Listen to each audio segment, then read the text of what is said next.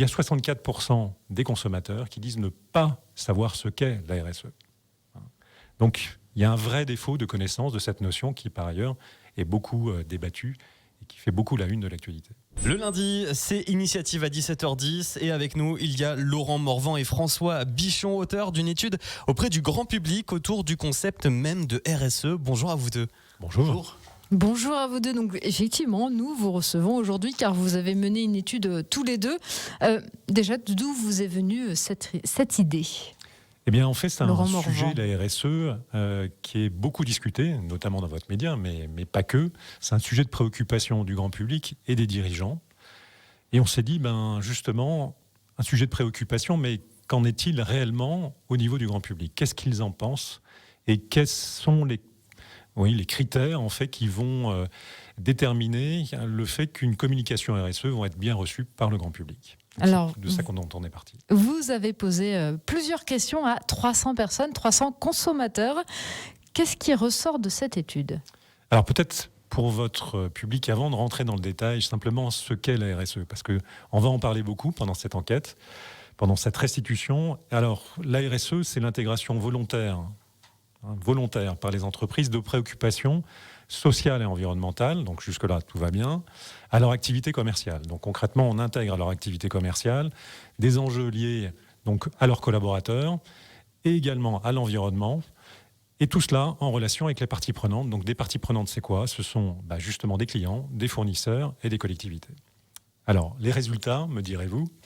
Eh bien, en fait, le premier point, c'est que justement cette notion qui est beaucoup citée, notamment par les médias, en fait, il y a 64% des consommateurs qui disent ne pas savoir ce qu'est la RSE. Donc, il y a un vrai défaut de connaissance de cette notion qui, par ailleurs, est beaucoup débattue et qui fait beaucoup la une de l'actualité. Alors nous, en tant que médias des Deux-Savoie, nous parlons de la RSE régulièrement. Nous avons cette chronique initiative et même tout au long de la journée, nous parlons souvent de RSE. Mais qu'est-ce que les entreprises peuvent faire pour changer ça, pour que cette part de personnes qui connaissent le terme augmente ? Eh bien, en fait, 80% des consommateurs pensent qu'une démarche de RSE développée par les entreprises et adossée à un label permet de crédibiliser leur action. Le deuxième point, également, c'est le nombre d'années d'expérience. C'est-à-dire qu'une entreprise qui s'est engagée depuis un certain nombre d'années est plus crédible que par rapport à une entreprise qui vient juste de s'engager. Donc il y a un bénéfice, entre guillemets, à l'histoire. Et ensuite, il y a la taille de l'entreprise qui joue. C'est-à-dire que plus l'entreprise est petite, entre guillemets, donc il y a plus de suspicion vis-à-vis des grands groupes. Il y a aussi une corrélation, Laurent Morvan, entre le secteur de l'entreprise et sa crédibilité, malheureusement. Alors, est-ce que c'est une surprise ? Bon, en fait, il y a deux choses. C'est qu'on a globalement un consommateur sur deux qui dit le secteur ne joue pas. Bon. Par contre, on en a un sur deux qui dit oui, le secteur joue, et notamment 3 secteurs qui sont pointus du doigt. Le secteur de l'agroalimentaire, le secteur de la chimie, est-ce bien une surprise ? Et le secteur de la banque assurance. Alors vous aurez noté qu'on trouve le secteur primaire, l'agroalimentaire, la chimie, le secondaire et le tertiaire. Donc on a les 3 secteurs vraiment économiques qui sont concernés. Ce qu'il faut noter également, c'est qu'on a posé cette question à tous ceux qui ont dit oui, en effet, le secteur est concerné. Et il n'y a aucun secteur d'activité qui échappe à la critique. Mais ces 3-là sont plus désignés que les autres. En partant de là, une entreprise du secteur agroalimentaire, une banque, est-ce qu'elle doit mettre les bouchées doubles pour être crédible ou est-ce que ça doit s'inscrire dans le temps ? Vous parliez d'engagement long. Alors, en fait, j'ai évoqué tout à l'heure les critères de l'expérience et également de la labellisation. Il y a un autre aspect également dans la communication qui est extrêmement important, et je pense que François l'évoquera également, c'est de communiquer sur les actions.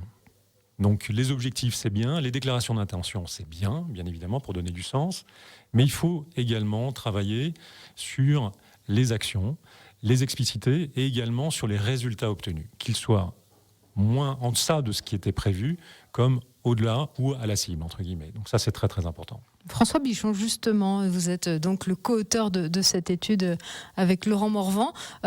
au niveau de la communication, on voit que c'est central pour les entreprises sur cette thématique du RSE. Oui, c'est central et comme le disait Laurent, il y a un point clé qui favorise cette question de confiance des consommateurs et des clients des entreprises, qui est la transparence, comme Laurent vient de l'évoquer. C'est-à-dire que aujourd'hui, il faut qu'une entreprise accepte de communiquer ses résultats positifs, mais aussi ses résultats négatifs, et qu'elle n'ait pas peur de montrer que dans ce parcours RSE, il y a des difficultés. C'est quelque chose qui est un facteur de crédibilité et de confiance pour les entreprises. Est-ce qu'il y a encore... Vous aviez autre chose à... Allez-y. Et à côté de ça, bien sûr, c'est de le faire avec pédagogie. L'étude montre que cette notion de RSE est encore une notion peu connue du grand public, et que la compréhension de pourquoi et comment une entreprise est légitime à intervenir ces sujets est quelque chose d'important, et la communication doit vraiment aider via la pédagogie à faire comprendre le rôle des entreprises dans le domaine de la transition. Est-ce qu'il y a encore des entreprises qui se posent la question de la balance coût-bénéfice d'un tel engagement RSE ? C'est une bonne question. Il y a un adage qui dit « pour vivre heureux, vivons cachés », mais l'étude montre que ça ne marche pas tellement. En fait, le silence est plutôt un facteur de défiance auprès des consommateurs, et les entreprises ont intérêt à communiquer dans la durée. Mais il est important, à partir du moment où elles communiquent, que les paroles soient alignées avec les actes. Laurent Morvan et François Bichon, il y a une grande partie des résultats de votre étude autour du concept même de RSE qui va être publié là dans les jours qui arrivent, notamment sur LinkedIn. C'est à destination des entreprises. Qu'est-ce que vous aimeriez qu'elles retiennent de ça ? Qu'est-ce que vous aimeriez qu'elles fassent juste après ça ? En fait, le premier point, c'est que, comme le disait François, il ne suffit pas de communiquer, donc justement de prendre la parole pour être cru. Ça, c'est le premier point. Donc cette enquête a pour vocation de permettre aux dirigeants qui s'engagent dans la démarche RSE, d'une part en termes de cohérence stratégique par rapport à leur propre vision, leur propre ambition par rapport à leurs collaborateurs, de mieux comprendre ce qu'il faut mettre en œuvre pour être compris à la fois par leurs collaborateurs et par leurs différentes parties prenantes. Donc c'est vraiment ce qui nous anime et ce qui a suscité cette étude. Alors, en précision, en effet, LinkedIn. Ce premier volet de résultats va être diffusé dans la semaine, et ensuite il y aura d'autres résultats que nous allons communiquer, sachant que nous avons également élargi le bassin d'enquête. Nous étions sur cette enquête-ci sur les Savoyards, et nous avons élargi également l'ensemble du territoire national, et il y a des écarts justement entre les habitants de ce beau territoire et le reste de la France. Plutôt dans le bon sens pour nous ou pas ? Secret. Secret. À découvrir. Secret défense.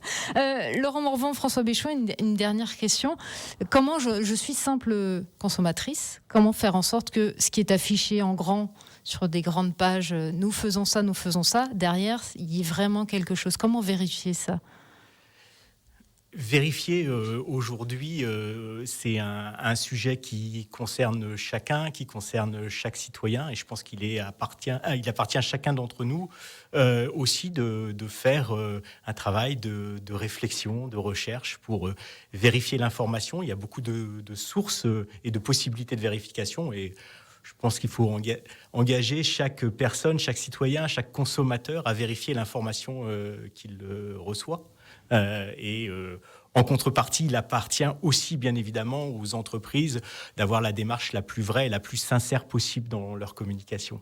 Parce que le greenwashing, au bout d'un moment, ça se verra et ça sera destructeur pour la suite. Ça se voit toujours, on le voit et on vient de le voir encore récemment. Le greenwashing aujourd'hui, il est de plus en plus vite détecté et de plus en plus facilement détecté. Donc c'est une mauvaise voie pour les entreprises, le greenwashing. Et c'est tant mieux. Laurent Morvan et François Bichon, vous êtes donc les co-auteurs d'une étude autour du concept même de RSE. LinkedIn à suivre pour suivre les premiers résultats de cette étude. D'autres suivront après. Merci beaucoup d'avoir répondu à notre invitation ce soir. Merci à vous.